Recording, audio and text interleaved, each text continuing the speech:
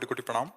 महाराज जी, सामाजिक रिश्तों को बचाने के लिए क्या दिखावा करना उचित है? रिश्तों को बचाने के लिए सच को छुपाना चाहिए क्या महाराज जी? हाँ, जैसे नाटक में जो स्वांग मिलता है वो होता नहीं है, पर बहुत अच्छी तरह से स्वांग करता है। मान लो दो पुरुष हैं, एक को राजा बनना है, एक को रानी बनता है, तो दोनों जानते हैं कि हमारा इसका बिल्कुल 100 में 100% संबंध नहीं है, पर उस समय संबंध का उसे पूरा नाटक दिखाना पड़ता है। एक पति बनता है, एक पत्नी बनता है। ऐसे ही हम संसार में आए हुए हैं, हम भगवान के अंश हैं, ना हम स्त्री हैं ना पुरुष हैं, पर हमारा स्त्री शरीर है। हमें स्वांग मिला है किसी की माँ बनने का, किसी की बहन बनने का, किसी की बहू बनने का, तो किसी की पत्नी बनने का। हम अपने स्वांग में बिल्कुल पक्के रहें तो उसे कर्तव्य कहते हैं। अपने कर्तव्य में पक्के रहेंगे तो इस नाटक मंच का रचने वाला जो जगन नाटक वैभवा स्वामी है, वो हमको इनाम देगा कि इस नाटक से हमें मुक्त कर देगा, इस संसार समुद्र से हमें मुक्त कर देगा। अपने स्वांग में कमी नहीं होनी चाहिए। जिसको स्वांग मिला है, जो अब जैसे मिला है गुरु का स्वांग, तो पक्का जैसा गुरु का स्वांग है वैसे ही करो। शिष्य का स्वांग तो वैसे ही करो, पति का स्वांग तो वैसे ही करो। जिसको जो कर्तव्य मिला है अपने कर्तव्य का पालन करे तो भगवान प्रसन्न हो जाते हैं और उसको इस माया से मुक्त कर देते हैं। पर ये ध्यान रखते हुए कि मैं हूँ कौन। जैसे उस नाटक करने वाले को हर समय लगता है मैं नाटक केवल कर रहा हूँ, मैं हूँ नहीं किसी का, ऐसे ही समझना चाहिए कि मैं भगवान का हूँ, मेरे तो गिरधर गोपाल, दूसरों न कोई। अब नाटक करने के लिए पति है, पुत्र है, परिवार है, तो ये किसी को बताए नहीं कि मैं नाटक कर रहा हूँ, वैसे ही व्यवहार करे। देखो, रंगमंच पर जब वो ऐसा तन्मय होकर करता है रोल कि बिल्कुल सत्य सा प्रतीत होने लगता है, तभी वो अच्छा कलाकार माना जाता है। भला रहता है ना।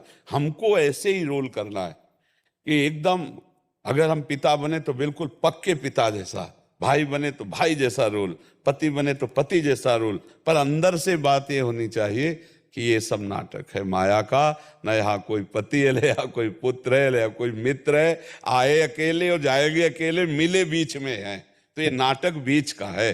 पक्का समझो, आए अकेले है और जाएंगे अकेले। जो हम कर्म कर रहे हैं, शुभ या अशुभ या भजन, वही हमको फल मिलेगा। हमारा कोई साथी यहाँ नहीं है। पर ये बात दिखानी नहीं है, अंदर यही रखना है कि हमको जो रोल मिला है वो हमें रोल करना है। अगर वो स्वांग सही नहीं करोगे तो चूक हो जाएगी, अपने कर्तव्य में चूक हो, और कर्तव्य में चूक हो गई तो फिर पूजा तुम्हारी ठीक नहीं। कर्तव्य ही पूजा है। नाम जप करते हुए, भगवत स्मरण करते हुए, अपने स्वरूप का ज्ञान रखते हुए कर्तव्य का पालन करे। भगवान ने कर्तव्य पालन पर बहुत जोर दिया है। अगर कर्तव्य पालन करोगे तो भगवान तुम्हें मुक्त कर देंगे इस माया से। तेसाम हम समुद्धरता मृत्यु संसार सागरात, मैं उसे संसार समुद्र से मुक्त कर देता हूँ। तो नाम जप करो, अपने कर्तव्य का स्वांग करो। सत्य बात यह है कि हम किसी के नहीं हैं, हमारा कोई नहीं है, एकमात्र सब में भगवान है, सब भगवान के हैं, हम भी श्री भगवान के हैं। तो अब हमें जो जो रोल दिया गया है हम भगवत भाव से उसे करते हैं, ऐसा भाव ठीक है जी। रामाशीष पांडे जी। श्री हरिवंश जी। श्री हरिवंश महाराज जी। महाराज जी, ये लिख रहे हैं कि ये एक अपना घर आश्रम करके एक संस्था है, उनसे जुड़े हैं, जिसमें बेसहारा, असहाय, मानसिक और शारीरिक रूप से पीड़ित लोगों की सेवा की जाती है। हम लोग ऐसे प्रभुजनों को सड़क से आश्रम तक लेके जाते हैं, उनकी सेवा करते हैं। पूरे देश भर में 60 से ज्यादा आश्रम हैं आपकी संस्था से, और 20,000 ऐसे लोग हैं जो रास्ते से बहुत लेके सुंदर, जाते हैं। आपको बार बार नमस्कार प्रणाम। क्योंकि हम इस बात को बहुत हृदय से सपोर्ट करते हैं कि जैसे किन बूढ़ों लोगों को घर से निकाल दिया गया है, ये जो विक्षिप्त मानस हैं, ये जो अपंग लोग हैं, जो जिनकी असुविधा है, जो रोड फुटपाथ में ऐसे पड़े रहते हैं, इन लोगों को ले जाना, उनको स्नान कराना, उनको दवा देना, उनको भोजन देना, उनके वास की व्यवस्था करना बहुत उत्तम बात है जी। कभी कभी ऐसा भी हो जाता है, असंख्य कीड़े होते हैं प्रभु जी के शरीर में, असंख्य कीड़े होते हैं, उनके पास कोई नहीं जाता है, लेकिन फिर भी हम लोगों की अपनी मेडिकल टीम उनके पास हम पहुंचते हैं, उनको भी हम लोग ले जाते हैं। भरपूर सेवा परमात्मा मान के हमसे। हाँ, नहीं, हम इसीलिए सबसे पहले आपको नमस्कार किया, क्योंकि बिना स्वार्थ के और रोड में पड़े हुए तड़पते हुए लोगों की सेवा करना। अच्छा, अब ये सेवा अकेले तो होगी नहीं, एक समुदाय है और उसके लिए सबको जुड़ना चाहिए, और जुड़ते भी हैं लोग। उस अर्थ का प्रयोग अपनी वासनाओं की पूर्ति के लिए ना करके यदि ऐसे लोगों की सेवा में किया जाता है तो ये प्रणाम योग्य है। परहित सरिस धर्म नहीं भाई। अगर दूसरे का हित किया जाए, भले हम मांग के पैसा से करें, मतलब हमारे पास नहीं है। हम लोग नहीं मांगते, हम लोग किसी से नहीं मांगते, सिर्फ ठाकुर जी की हम लोग चिट्ठी लिख देते हैं और हमें पूरा हो जाता है। हाँ तो ठीक है, मांगो किसी से भी मांगो, लेकिन हमारा मतलब भाव ये है कि अगर हमको दूसरे के सुख देने के लिए हमको यदि मांगना भी पड़े तो वो हमारे लिए हानि का विषय नहीं है। लेकिन यदि सहयोग आ रहा है, आता तो है ही है, भगवान तो देते हैं, आता है, उस सहयोग का प्रयोग अपनी विलासिता के लिए ना करके, और ऐसे लोगों के तो हम लाख लाख बार प्रणाम करते हैं उनको जो ऐसी सेवा करते हैं। और ऐसी सेवा करने के लिए और भी उत्साहित होना चाहिए, क्योंकि आजकल बड़ी समस्या ये हो रही कि स्वार्थ से प्रेरित होकर बच्चे अपने बूढ़े माई बाप को छोड़ देते हैं। इसीलिए हम प्रणाम कर रहे हैं कि ऐसे लोगों को जिनका कोई सहारा नहीं है, जो असमर्थ हैं, अच्छा वृद्ध हैं, वो घसील रहे हैं, तो ऐसे लोगों की जो सेवा है साक्षात भगवान की सेवा है। और नाम जप करते रहिए तो यही सेवा भगवत प्राप्ति करा देगी। हाँ, यही सेवा भगवत प्राप्ति करा देगी। और हमें लगता है कि सबको अपने वयोवृद्ध माता पिता की सेवा का त्याग नहीं करना चाहिए, उनकी जरूर सेवा करनी चाहिए। एक बार मंदिर न जाओ चलेगा, लेकिन अपने बूढ़े माता पिता को अगर आपने ठुकरा दिया, उनको कष्ट दिया और मंदिर में सोने का छत्र चढ़ाओगे तो भी ठाकुर जी प्रसन्न नहीं होंगे। अपने बूढ़े माता पिता की जरूर सेवा करनी चाहिए। अब समस्या ये हो जाती है कि कहीं बहू विपरीत हो गई, लड़के का मन है पर वो नहीं कर पा रहा है, तो कहीं ऐसा होता है कि संपत्ति के लोभ में आकर जल्दी माता पिता मरे, या ऐसा बहुत से ऐसी घटनाएं हैं। तो ऐसे जो निष्कासित घर से वयोवृद्ध जन है, उन लोगों को जो आप लोग सहयोग देते हैं, ऐसे जो फुटपाथ में पड़े हुए लोग, इनको हम बहुत इस बात से प्रसन्न हैं, हम बहुत। उसके पश्चात हम लोग परिवार से मिलाने की भी कोशिश करते हैं कि परिवार से मिले, परिवार इनको स्वीकार करे। अभी पूरे जो हमारे हैं 20,000 प्रभु जी हैं पूरे भारतवर्ष में। हमारे सिर्फ दिल्ली जो हमारा आश्रम है पूटखुर दिल्ली में, वहाँ 800 प्रभु जी हैं जी। प्रत्येक दिन हम लोग 8 एम्बुलेंस सुबह निकालते हैं और शाम तक पूरे दिल्ली एनसीआर में रेस्क्यू करते हैं कि कहीं कोई प्रभु जी हमें इस अवस्था में मिल जाए और तुरंत हम लोग उनको आश्रम ले आते हैं। बहुत सुंदर, बहुत सुंदर है। और ये सम्माननीय बात है कि दूसरों का हित करने की भावना, इससे बड़ा कोई धर्म नहीं है। जरूर जरूर ऐसा करना चाहिए। वास की सुविधा, भोजन की सुविधा, औषधि की सुविधा और सेवाएं उनकी जी। वो अगर हम लोग हॉस्पिटल में एडमिट करते हैं तो 24 घंटे उनके साथ एक सेवा साथी। हाँ बिल्कुल ठीक है, तो बहुत उनको कोई तकलीफ नहीं वहाँ। जी हाँ, बहुत सुंदर है जी। रवि जी अलवर से। गुरुदेव आपके चरणों में कोटि कोटि प्रणाम। गुरुदेव, जीवन में प्रतिकूल परिस्थिति आने पर भक्ति बाधित हो जाती है। गुरुदेव मार्गदर्शन करें, प्रतिकूल परिस्थिति में आज का सत्संग सुना है? हाँ, अभी भक्ति में हमारे रंग नहीं आया, इसलिए प्रतिकूलता में हम टूट जाते हैं, क्योंकि हम भक्ति सुख में नहीं है, अभी अनुकूलता का हम भोग करते हैं, इसीलिए प्रतिकूलता में हम टूट जाते हैं। तो हमको थोड़ा और बढ़ाना चाहिए अपनी भक्ति को।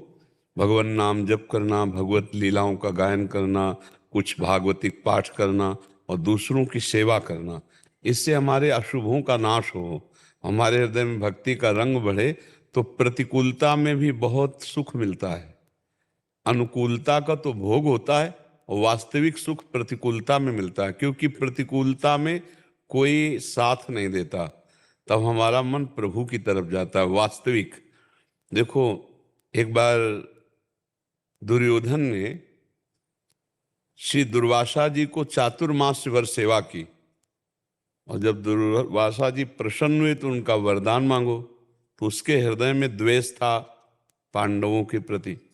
तो उसने कहा, जिस समय द्रौपदी जी बटलोई में पा लें उस समय आप जाइएगा, हमारे भ्राताश्री से अतिथि बन करके आप स्वागत स्वीकार कीजिएगा, ये हमारी इच्छा है।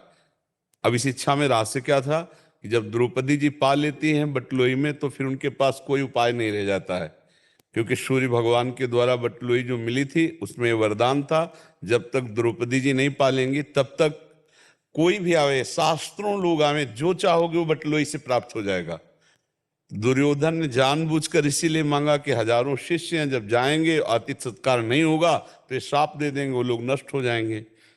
लेकिन जिसके हृदय में भगवान का भरोसा है, उसे कोई दुख, प्रतिकूलता, साप, ये सब कुछ नहीं व्यापते हैं। गए दुर्वासा जी, जब युधिष्ठिर जी ने देखा, प्रणाम किया और कहा महाराज आइए, एक स्वागत के विषय में पूछा, आइए आपको जलपान कीजिए, भोजन कीजिए। तो उनका हाँ भोजन करूंगा, यमुना स्नान करके आ रहा हूं। ये ठीक उस समय गए जब द्रौपदी जी ने पा करके बटलोई मांझ कर रख दिया था। ध्यान के द्वारा देख करके दुर्वासा जी गए थे। युधिष्ठिर जी ने द्रौपदी जी से पूछा कि बटलोई मांझ दी, प्रसाद पा लिया? उनका हाँ मांझ कर रख दी। वो बेहोश होकर गिर गए कि अब क्या होगा, इतने वो क्रोधी ऋषि हैं, किसी किसी का स्वभाव होता है। बोले वो साफ ही दे देंगे। द्रौपदी जी ने उनको जागृत किया और कहा आप क्यों मूर्छित हो गए? तो उनका बटलोई में जब आपने पा लिया तो अब कोई उपाय रह नहीं गया, और इतने बड़े ऋषि और सब महात्माओं के साथ आज मैं मारा गया, अब वो निश्चित श्राप दे देंगे। और मुझे पता है दुर्योधन ने षड्यंत्र रचा है, उनको इसीलिए भेजा है। तो उनका आप एक बटलोई के ऐसा मांझ कर रख देने से आप निराश हो गए? आपको श्री कृष्ण की याद नहीं आई, जो विश्वम्बर हैं, जो पूरे विश्व का भरण पोषण करते हैं? मैं अभी उनको बुलाती हूँ, हर समस्या का समाधान। देखो ये भक्ति का रंग होता है। उदास नहीं हुई, मूर्छित नहीं हुई द्रौपदी जी, क्योंकि द्रौपदी जी को परिपक्वता प्राप्त हो चुकी है सभा में कि श्री कृष्ण के सिवा कोई मेरा नहीं है।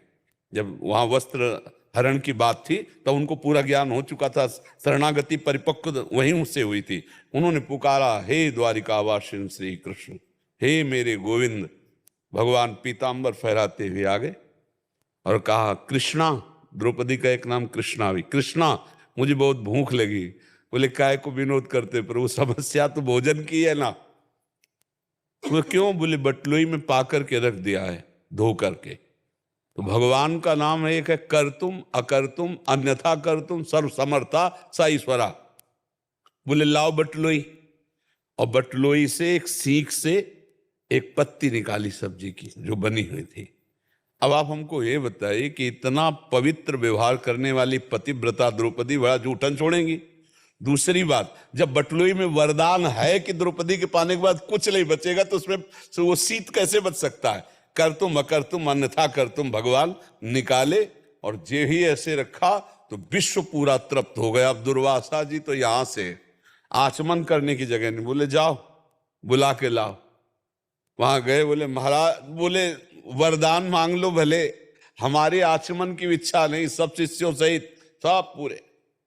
तो हमारी समस्या तब तक रहती है जब तक हमारा भगवान पर भरोसा दृढ़ नहीं रहता, नहीं तो हर विपत्ति हमारे लिए भगवान का प्रेम प्रदान करने वाली बन जाए। बोलो ऐसा संसार में कौन है जिसके जीवन में दुख ना आया हो, विपत्ति ना आई हो? पर दुख और विपत्ति सबको तोड़ देती है, वही उससे उबर पाता है जो भगवान की भक्ति में रत है, जो भगवान के चिंतन में रत है कि भगवान करतुम अकर्तुम अन्यथा करतुम है। आज विपत्ति आई है तो मेरे नाथ मुझे संभालेंगे। मुझे देखो, अगर भगवान का भरोसा ना हो तो शरीर के रोग, समाज की प्रतिकूलता, अर्थ की अव्यवस्था, हमारे परिवार की मांगे, ये सब चिंता शोक भय से व्याकुल किए रहती। कोई भी हो, आप देख लो अपने दिमाग में, अगर भरोसा भगवान का है कि वो है ना, तो एक निश्चिंतता रहती। बहुत बड़े मालिक से हमारा संबंध है, वो हर व्यवस्था कर देंगे। भरोसा दृढ़ होना चाहिए। नरसिंह मेहता जी की बेटी जहां ब्याही गई थी वो तो धनी थे, और नरसिंह मेहता जी परम धनी थे, लेकिन लौकिक धन नहीं था। परम धन भगवान का प्रेम, भगवान का नाम, भगवान का भरोसा। तो उन लोगों ने सोचा कि ऐसे बाबा जी को क्या बुलाना। उनकी नजर में तो, धनियों की नजर में तो भगवान के भक्त ऐसे नजर आते हैं, रंक करी संतन जानत, गरीब भिखमंगा ऐसा वो समझते हैं। पर निमंत्रण देना जरूरी, क्योंकि फिर बहू नाराज हो जाएगी। तो उन्होंने बड़ा पर्चा लिखा जो किसी के आने भेजा था, ये चीज भात भरने में आप लाओ, आपका सादर निमंत्रण है। तो नरसिंह मेहता जी के पास जब पत्र पहुंचा तो सीधे उठाया, गोविंद के सामने रख दिया कि हमारे तो आप ही मालिक हो, देखो ये आया है। 10-5 संतों के साथ गए थे, एक पैसा पास नहीं था, लेकिन जो भात भरा गया वो आप प्रसिद्ध इतिहास साक्षी है। निहाल कर दिया। जो जो मांगा था उससे कई गुना बढ़कर स्वयं द्वारिकाधीश गाड़ियों में लाद लाद के संपत्ति ले गए। अपने भक्त के लिए भगवान हर विपत्ति में महान संपत्ति बन जाते। बस हमारी परीक्षा होती है उस समय, हमको दृढ़ रहना है, हमको टूटना नहीं, पक्का समझ लो। अगर टूट गए तो फिर भगवान संभालेंगे, पर लेकिन टूटो ना विपत्ति में। क्या विपत्ति आपके ऊपर है? रात है तो चिंता मत करो, दिन आएगा। दिन है तो फूलो मत, रात आएगी। ऐसे चलता है भक्त। विपत्ति है क्या है? अभी निकल गई, अभी निकल गई, इसलिए टूटो मत, खूब नाम जप करो और धैर्यवान बनो, पक्का धैर्यवान बनो। बहुत कृपालु भगवान है, सब बात बना देते। बहुत कृपालु भगवान है, सब बात बना देते। अगर भरोसा भगवान का है तो हर विपत्ति संपत्ति प्रदान करने वाली बन जाती है। बिल्कुल विश्वास करके मान लीजिए, कोई ऐसी प्रतिकूलता नहीं है जो हमें भगवान से विमुख कर सके। और भगवान हमारे है तो भगवान का नाम मंगल भवन है, जो आनंद सिंधु सुख राशि। आनंद रहेगा, मंगल होगा, अमंगल हो नहीं सकता। हम लोग छोटी छोटी तूफानों में, आंधियों में टूट जाते हैं। इसे टूटना भक्ति की कमजोरी के कारण कहा जाता है। क्यों? तो और नाम जब बढ़ाओ और भगवान की भक्ति प्रबल करो और जीतो इस माया पर। इसीलिए तो मानव देह दुर्लभ कहा गया है, देवताओं से भी दुर्लभ कहा गया है, क्योंकि हम भक्ति करके देवताओं के आगे भी निकल सकते हैं, हम भगवान के पार्षद बन सकते हैं, हम दिव्य ज्ञान संपन्न होकर जीवन मुक्त महापुरुष हो सकते हैं। तो हमको लगना चाहिए विपत्ति में फंसकर अपने जीवन को भक्ति से विमुख नहीं करना चाहिए। नहीं, भक्ति तो बहुत प्रबल है, माया कुछ नहीं कर सकती, पर अभी वो आई नहीं तो जरा सा जहां विपरीतता आती तो लगता भगवान है भी कि नहीं, पता नहीं भगवान हमारा साथ दे रहे। अगर भगवान साथ देते होते तो ऐसा कैसे हो जाता? किसी का पुत्र मर गया, किसी का पति मर गया, किसी के परिवार की हानि हो गई, और वो सोचता है हमारी भक्ति रंग नहीं लाई, हमें बड़ी हानि पहुंचाए। ये भैया नाम मृत्यु लोक है, यहाँ सब अपने अपने समय के अनुसार जाएंगे यहाँ से। तो हमको अपनी भक्ति थोड़ा मजबूत रखना है, किसी वस्तु व्यक्ति स्थान के सहारे नहीं रखना कि वो चला गया तो हमारी भक्ति चली जाए, भगवान से हमारा संबंध टूट जाए, हम भगवान का भजन छोड़ दें। ऐसा नहीं, इसका नाम मृत्यु लोक है। यहाँ सब एक ना एक दिन जाएंगे और एक ना एक दिन आपको भी जाना है, हमको भी जाना है। तो हम जाने की तैयारी कर लें। भजन जैसे भी दुख सुख आए उसको चुपचाप सह ले। क्या भगवान के जीवन में विपत्ति नहीं आई? जब अवतार लिया, सुबह राज तिलक हो रहा भैया, चक्रवर्ती सम्राट पद पे सुबह का इंतजाम हो रहा है, और समय के निर्णय बदल गया। 14 वर्ष का बलवान, तापस वेश विशेष उदासी, 14 वर्ष राम वनवासी। लेकिन भगवान की मुस्कुराहट में फर्क नहीं पड़ा। पिताश्री यदि आप राज तिलक दे रहे थे तो जैसा आप वनवास दे रहे हैं तो वैसे ही भगवान वैसे नंगे पैर 14 वर्ष बनवास। तो हमको इस शिक्षा दी भगवान ने अवतार लेकर के कि ये विपत्ति, ये संपत्ति सबके जीवन में आती है। संपत्ति में अभिमान न करें, विपत्ति में दुखी न हो। जयपाल जी। राधा वल्लभ श्री हरिवंश। राधा वल्लभ श्री हरिवंश महाराज जी। पूज्य गुरुदेव, मैं भगवान शिव की उपासना करता हूं तथा उन्हें अपना इष्ट देव मानता हूं। 3 महीने पहले राधा रानी एवं आपकी कृपा से मुझे वृंदावन दर्शन एवं आपका सानिध्य मिला, जिसके पश्चात एक दिन स्वतः राधा नाम स्फुरन हुआ एवं नाम जप चलने लगा। तत्पश्चात मैं नित्य राधा नाम का जप करता हूं। महाराज जी, मेरा संशय यह है कि मेरा राधा नाम के प्रति आकर्षण क्या भगवान शिव की प्रेरणा एवं अनुमति से हुआ है? उन्हीं की जा पर कृपा न करें पुरारी, सो न पाओ मुनि भगति हमारी।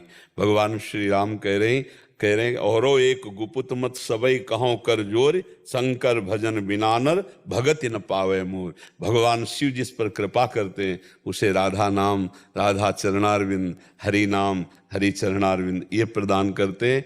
क्योंकि आप कितना भगवान शंकर को भजते हैं वो आप जाने।